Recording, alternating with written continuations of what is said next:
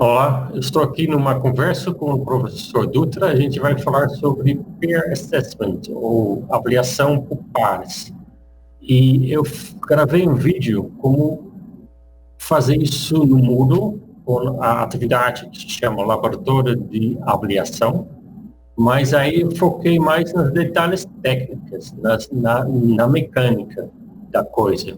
E agora a ideia desse vídeo é que a gente dialogar entre nós, eu e o professor Dutra, e relatando a experiência de cada um. Eu fiz uma experiência, já algumas vezes, uma experiência com 300 alunos por semestre, numa disciplina que chama PRG2, e a Dutra tem uma outra experiência, com outro tipo de aluno, a gente vai dialogar um pouquinho. Mas para encaminhar a discussão, o professor Dutra vai começar com uma apresentaçãozinha.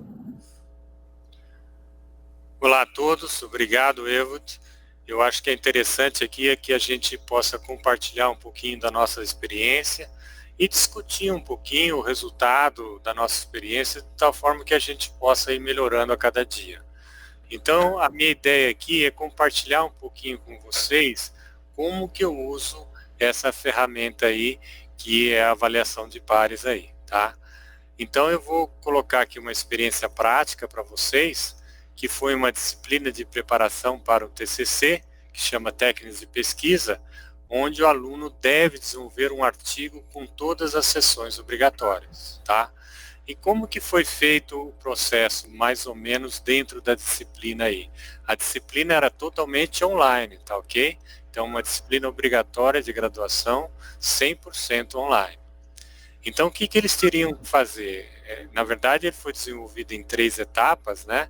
Onde os alunos, para cada sessão do artigo, ele submetia o trabalho, né?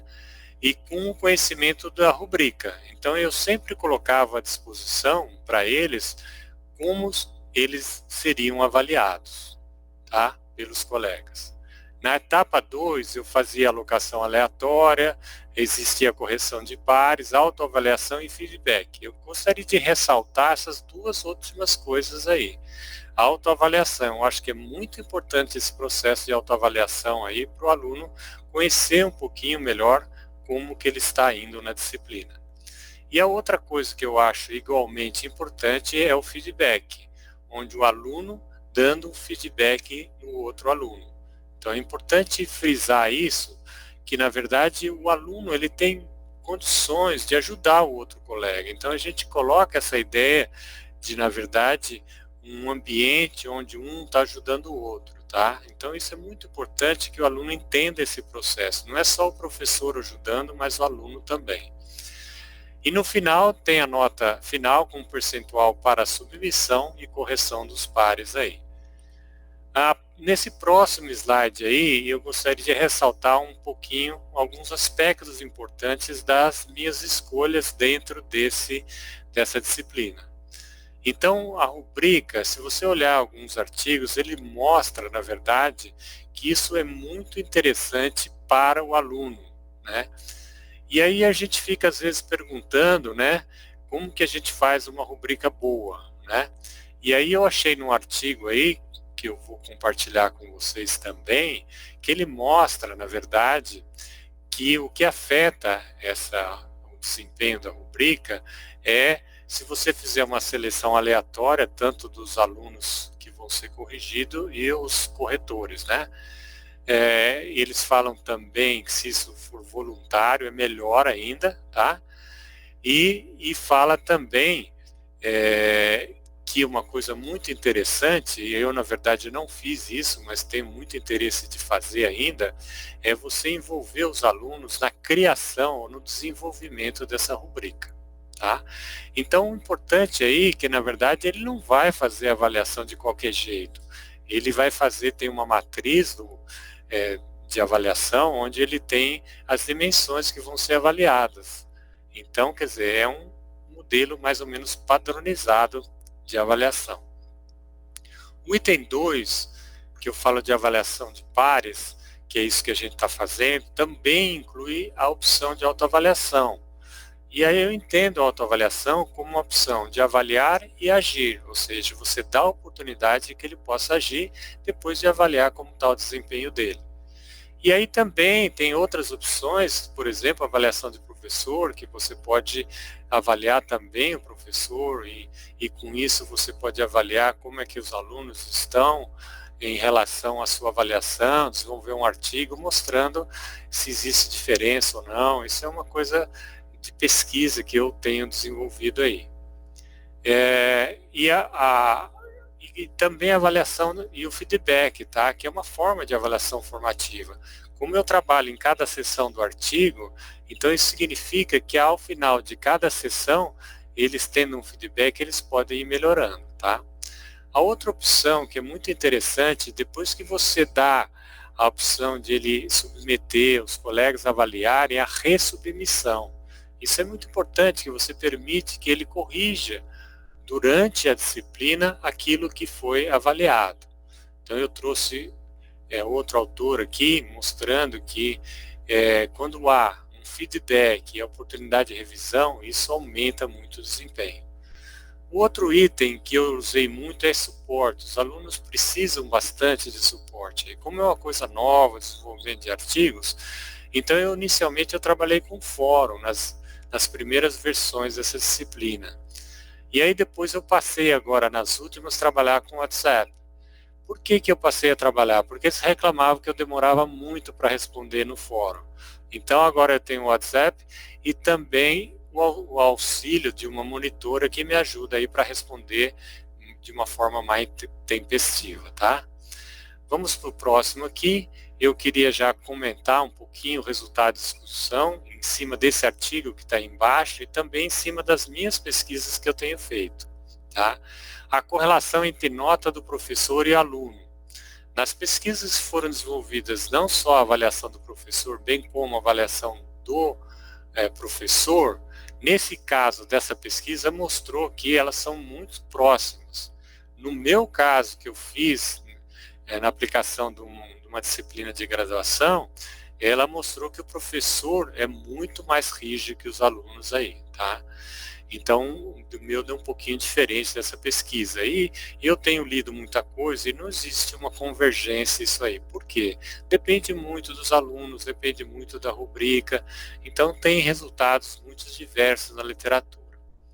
Com relação à percepção dos estudantes aqui, nessa pesquisa mostrou que eles acham que melhora, que eles aumentam o conhecimento, aumentam os soft skills. Então, foi muito positiva aqui. Eu também, ao final de cada disciplina, eu faço uma avaliação do curso em si. E a perspectiva que eu tenho, que essa percepção dos estudantes é muito positiva aí. Com relação a learning outcomes, então, o que a gente observa aqui, e nesse artigo mostra, que depois que começou a fazer o peer assessment, houve uma melhora considerável aí do desempenho dos alunos aí.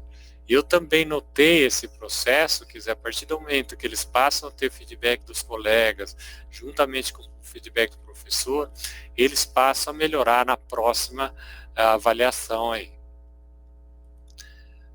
Agora, nessa última slide, eu queria também discutir um pouquinho o que eu chamo aqui de hybrid skills, que na verdade são soft e mais o hard skills aí.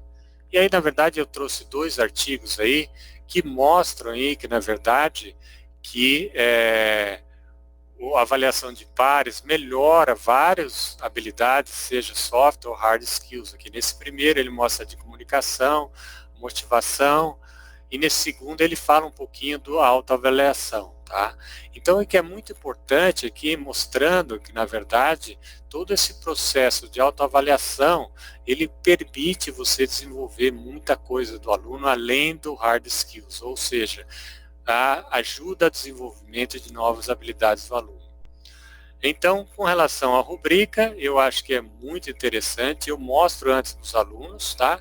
Para que eles possam ter uma noção como eles vão ser avaliados. Com relação ao feedback dos alunos, às vezes eu tenho algumas experiências não muito boas, que os alunos colocam, legal, isso aí eu converso com os alunos falando, só coloque alguma coisa que o aluno, o seu colega possa melhorar, mas nem sempre isso funciona, e muitos reclamam dos feedbacks dos alunos, outros elogiam, então ainda não tem uma padronização aí do feedback. Essa ideia de resubmissão, eu acho que é muito interessante, porque você dá oportunidade para eles corrigirem. Então, depois de cada sessão que eles entreguem, são avaliados, eu dou oportunidade para eles submeterem novamente. Quando eu falo aqui suporte e treinamento, o que eu estou falando aqui? Eu estou falando aqui que é importante, antes de você começar a usar esse tipo de ferramenta, faça um treinamento com os alunos. Separe uma aula só para fazer esse treinamento, ok?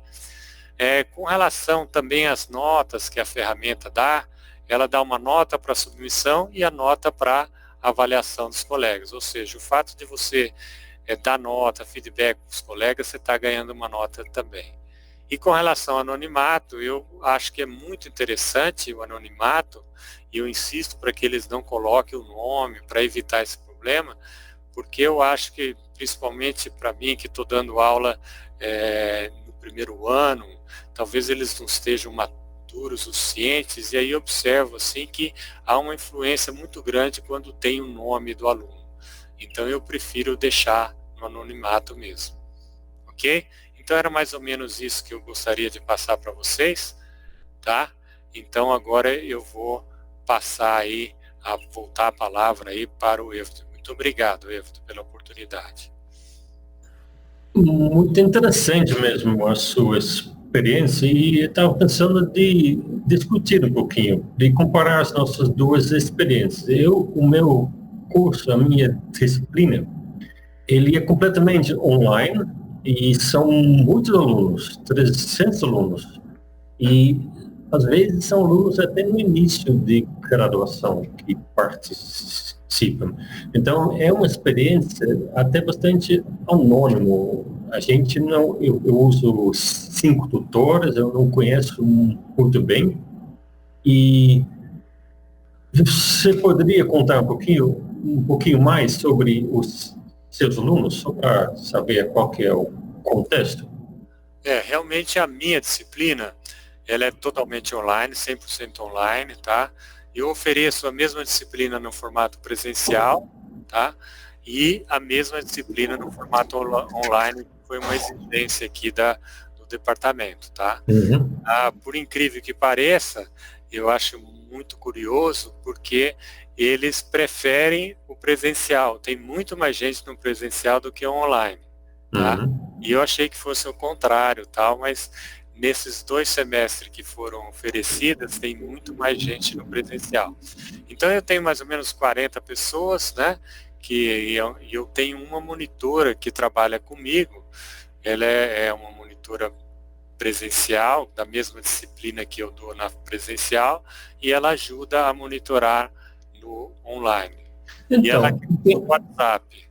Porque você falou sobre a necessidade de incentivar os alunos de dar feedback autêntico, feedback de verdade aos seus colegas, né? Isso é essencial mesmo. Você faz a avaliação por pares, e a experiência do aluno que recebe feedbacks que ficou legal, né? Um feedback que mostrou que o seu par não realmente leu, isso seria muito desmotivante, me parece. Então, minha pergunta é, como é que você faz para incentivar os seus alunos, ou de convencer os seus alunos da importância de dar feedbacks de verdade, né? Então, o que eu tenho conversado muito com os alunos é essa ideia de comunidade de aprendizagem. Eu quero mostrar para eles que nós estamos ali um ajudando o outro, não é só o professor. Que às vezes o aluno tem uma linguagem muito mais próxima do colega. Então que isso é muito importante. E aí quando começa a ocorrer, por exemplo, os alunos colocarem legal, gostei, aí eu paro a aula e falo, olha pessoal, alguns colegas aí estão usando isso não é bom, porque isso você não está ajudando o colega, coloca alguma coisa que ajuda. Eu comecei a ler alguns artigos e eles mostravam que também uma opção era você avaliar o feedback do colega. Sei. Mas eu não cheguei a implementar isso, mas eu achei um negócio A interessante.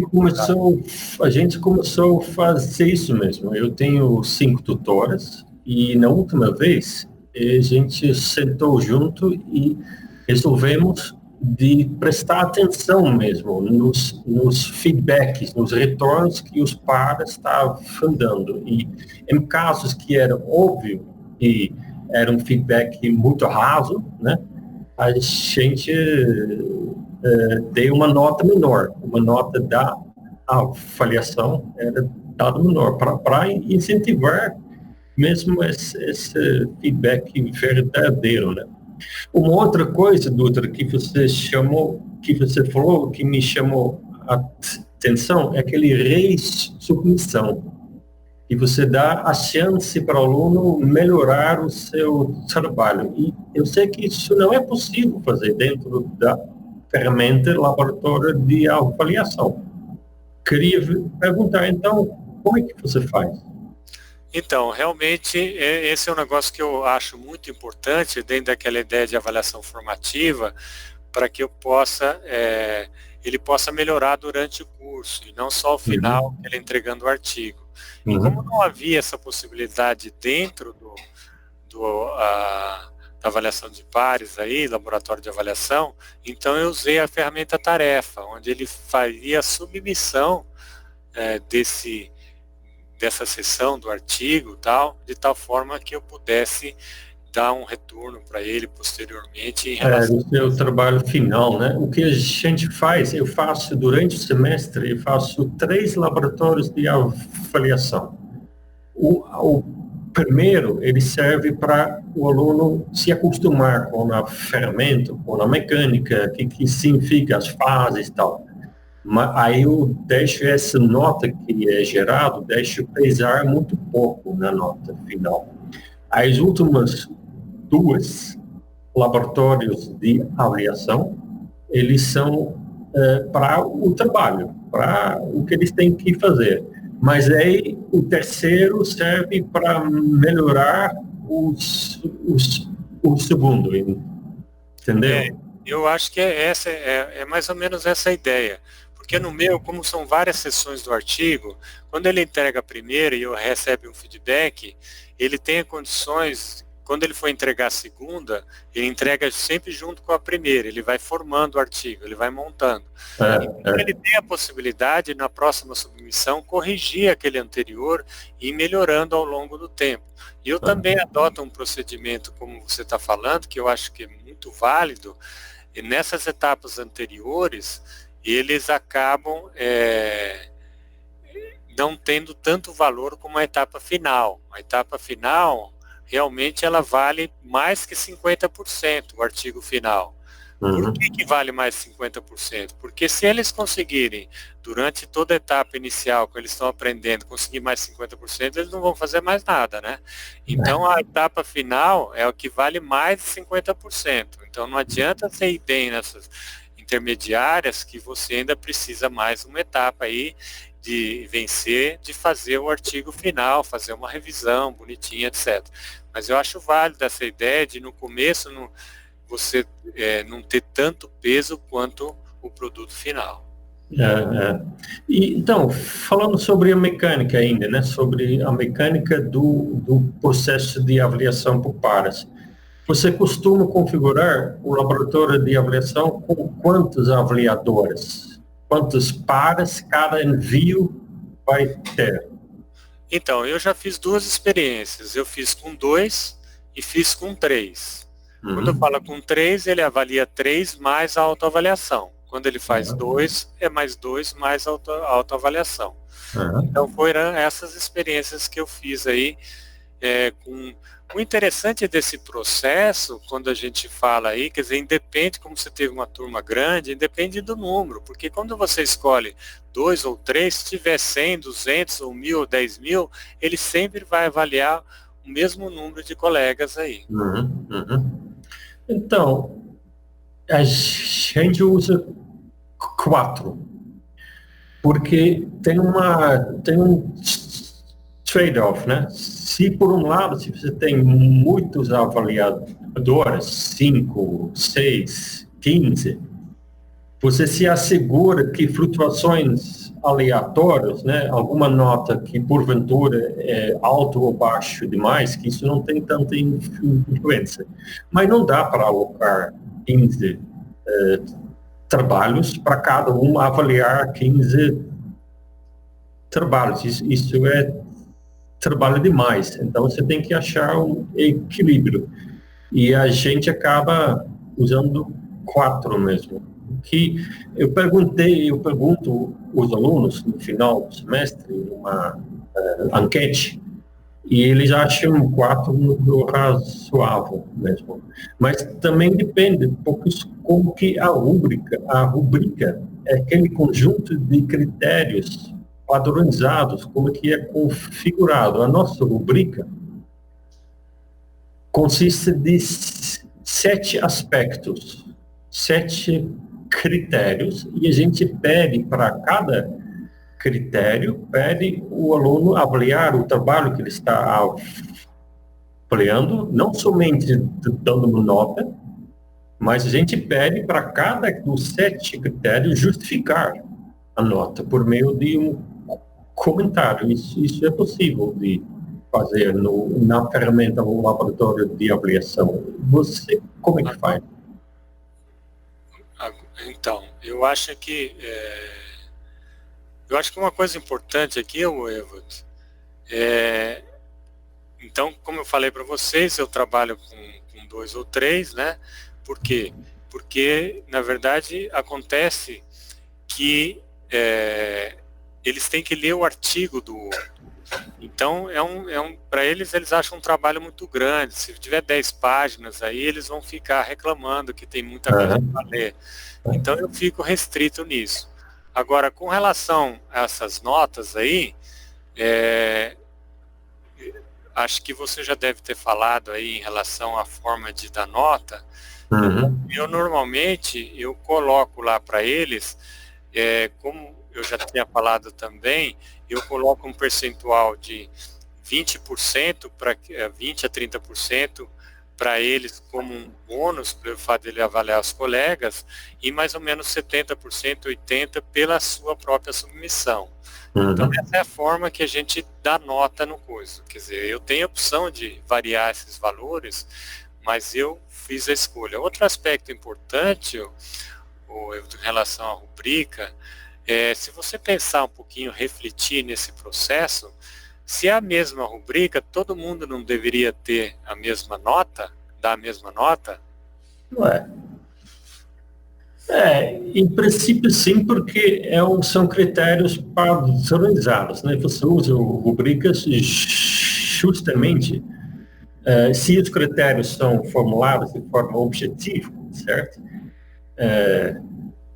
Justamente para padronizar a nota que é gerada por um dos pares comparado com os outros pares. Então, acho que não deve necessariamente gerar a mesma nota, porque sempre sobra um certo nível de subjetividade, né? Não tem rúbrica objetivo, não existe rúbrica perfeitamente objetivo. E outra coisa, esse cálculo da nota aí da avaliação de pares aí do laboratório, eu acho muito complexo aí. Talvez você pudesse dar uma dica aí que tem muita dificuldade. Então, a mecânica é assim, a ferramenta gera 2 notas. Uma das notas é referente ao envio, ao trabalho. Como é que essa nota do envio é gerado? Ele é gerado simplesmente pela média das notas que os pares deram. Então, um par, digamos, se tinha 4 pares que deram uma nota, foi 7, 7, 8, 8, então a nota do envio vai ser 7,5. Mas tem uma outra nota sendo gerada pela ferramenta, que é a nota da avaliação. E, por padrão, o Moodle faz uma coisa muito complicada mesmo. Ele tenta avaliar se uma das notas que um par deu é muito discrepante com os outros. E isso é um processo meio opaco, então o que eu costumo fazer é usar um outro método de calcular essa nota de avaliação, essa nota referente à avaliação. Eu simplesmente uso um algoritmo que é proporcional. E, assim, se é pedido para o aluno avaliar 4 trabalhos, ele avaliou 4 trabalhos, então ele vai ganhar já 10. E isso é uma maneira mais simples de explicar aos alunos, inclusive. Mas eu também não dou muito peso para essa nota de avaliação. E uma alternativa seria dar essa nota completamente manualmente, baseado na qualidade do seu feedback. Mas isso a gente nunca fez, seria um experimento.